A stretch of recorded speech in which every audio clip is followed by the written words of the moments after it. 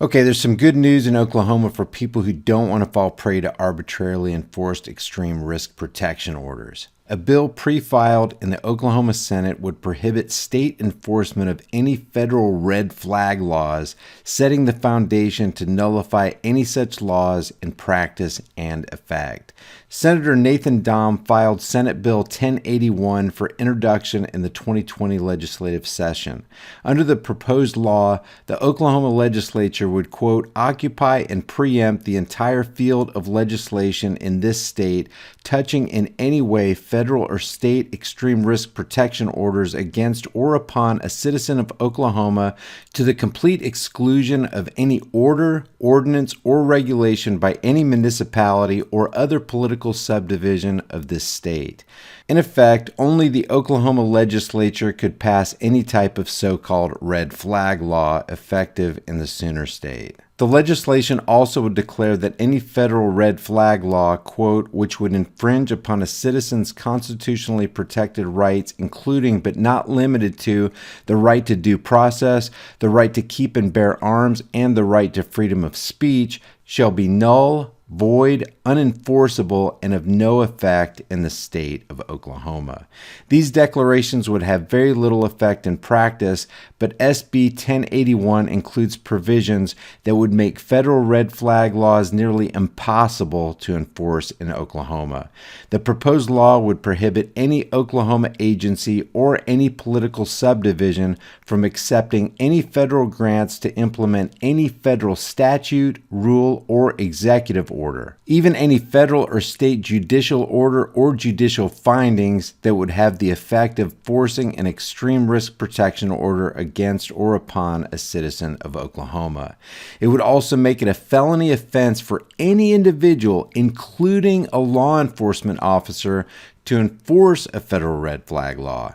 In effect, this would bar state and local police from enforcing any kind of extreme risk protection order. The federal government relies heavily on state cooperation to implement and enforce almost all of its laws, regulations, and acts. By simply withdrawing this necessary cooperation, states and localities can nullify, in effect, many federal actions. As noted by the National Governors Association during the partial government shutdown of 2013, quote, states are partners with the federal government on most federal programs. Enforcing a red flag law would be no different.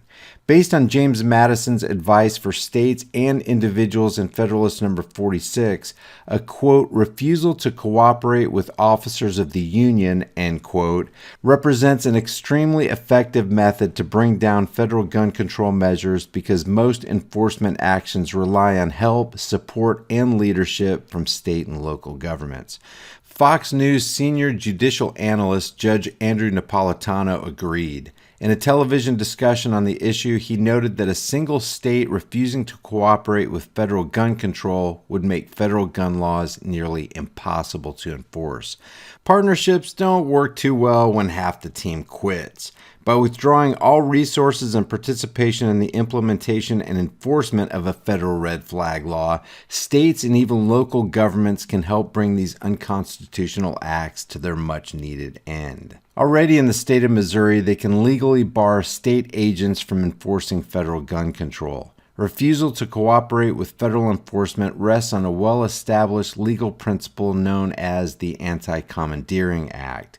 Put simply, the federal government cannot force states to help implement or enforce any federal act or program. The Anti-Commandeering Act is based primarily on 5 Supreme Court cases dating back to 1842.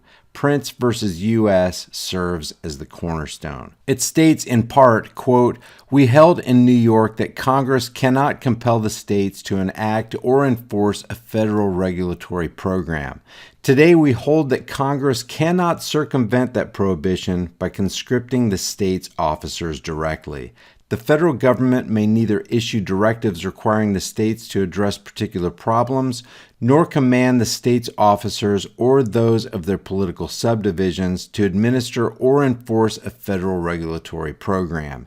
It matters not whether policymaking is involved, and no case-by-case weighing of the burdens or benefits is necessary. Such commands are fundamentally incompatible with our constitutional system of dual sovereignty. Nathan Dom's SB 1081 will be officially introduced and referred to a committee when the Oklahoma legislature convenes on February 2nd. So what do you guys think? Leave your thoughts about this for the world and the Google Thought Police in the comments section below, and I'll see you guys in the next heavily censored shadow ban video. Before you go, check out our new shirt designs in the shirt store. Here's the Beta Hates America design. Hell no, you're not taking my AR-15. And nobody needs an AR-15. Well, nobody needs a whiny little bitch either. And yet, here you are. And against all enemies, Democrat and Republican. There are over 90 other kick-ass designs in the store, and the link's in the description. Your purchase supports the message of freedom on this channel. If you get something out of this content, help me beat YouTube's censorship algorithms by liking and sharing this video. And while you're here, why not watch a couple more of my videos? Until next time, stand firm, stay vigilant, and for the sake of all that is right and good, stop giving your rights away to tyrannical psychopaths who want to destroy this country.